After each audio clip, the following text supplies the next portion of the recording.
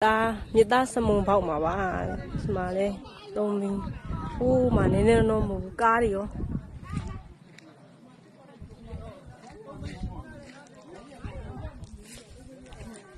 မကြည့်အောင်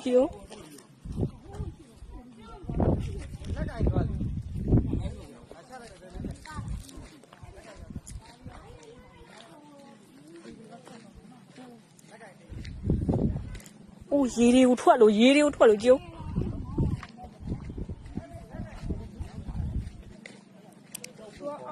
်ထဲမှာမြေကြီးထားတဲ့အချိန်နဲ့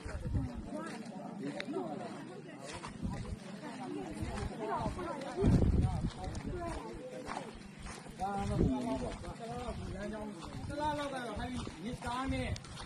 ပြင်ဒီလမ်းကြောင်းတော့ယာယီပြိတ်မှာပါလေ။ဒီနေ့ကတော့တလားနဲ့ဆင်ရမှာအနည်းဆုံးပြင်ဆင်ရမှာ။တရားက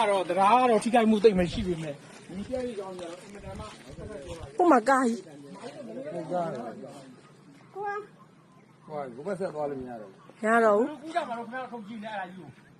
ကိုကားတစ်စီးမှာ။လဲတော့သွားတာမဟုတ်ဘဲနဲ့အစ်မလို့